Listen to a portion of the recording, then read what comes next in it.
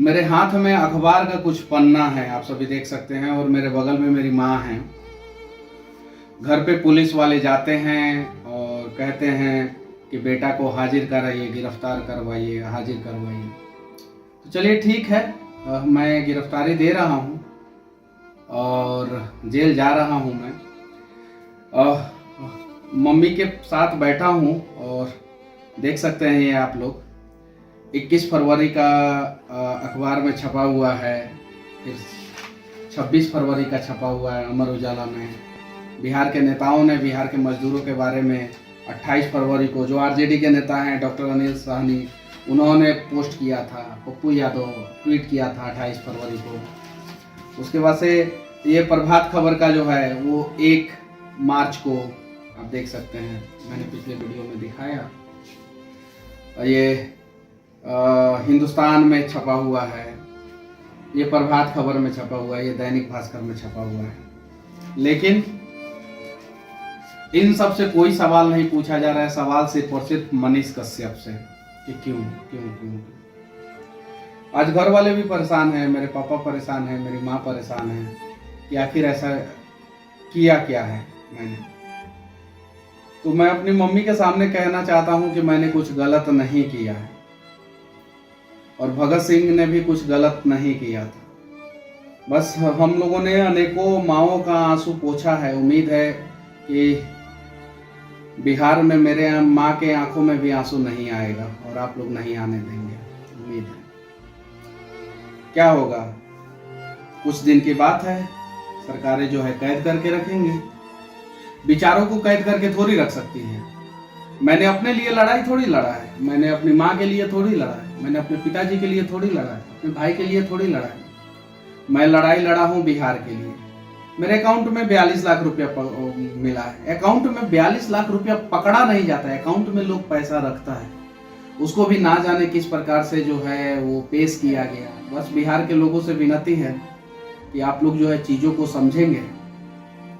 और चलिए, एक लड़ाई हम लोग लड़ रहे हैं गलत सिस्टम के खिलाफ और इस लड़ाई को जीतेंगे। और सिर्फ ये लड़ाई जो है मुझे अपनी मम्मी के लिए नहीं जीतना है, मुझे अपनी माँ के लिए नहीं जीतना है। ये लड़ाई जो है हर बेटा को अपनी माँ के लिए जीतना है, हर बिहारी को अपनी माँ के लिए जीतना है, और पूरे बिहार को जो है बिहार माँ के लिए जीतना है। सबको। मुझे पता है कि मैं गलत नहीं हूं, लेकिन चूंकि आप सभी को पता है कि कानून के आंख पे पट्टी है, कानून अंधा है, आप सभी को पता है। लेकिन अंधा कानून जो है न्याय करता है, आज नहीं तो कल न्याय तो होता है। लेकिन सिस्टम में बैठे हुए लोग, पॉलिटिशियन, नेता, जब वही लोग अंधे हो जाएंगे तो फिर न्याय कैसे, न्याय का उम्मीद कैसे करेंगे हम। रोज ना जाने कितनी माओं के आंखों में आंसू आ रहा है बिहार में, ना जाने कितनी माओं के बच्चे जो है बेवजह मजदूर बन जा रहे हैं बिहार में। सबको पता है कारण क्या है। चलिए ना, इस कारण को जानने का प्रयास करते हैं और इसी समाधान को ढूंढने का प्रयास करते हैं। मेरे ऊपर और भी केस है। स्टूडेंट के लिए लड़ा, उसमें केस हुआ। एक हरिजन व्यक्ति थे, उनके बेटे के दिल में छेद था, वो इलाज के लिए बैंक में पैसा रखे हुए थे, वहां से पैसा जो है इधर उधर हो गया, उसके लिए लड़ा, मेरे ऊपर केस हुआ। आचार संहिता का मेरे ऊपर केस हुआ। यही सब तो केस है। एक अंग्रेज का मूर्ति तोड़ने का केस है मेरे ऊपर, जो अंग्रेज हमारे चंपारण में लोगों से नील की खेती करवाते थे। लेकिन आप सभी को पता है कि इन सभी चीजों पे चर्चा करें या ना करें, लेकिन बिहार की बर्बादी पे आज हम लोगों को चर्चा करना होगा। आखिर बिहार के मजदूर दूसरे राज्यों में जाके क्यों मार खाते हैं? क्या ये बात गलत है?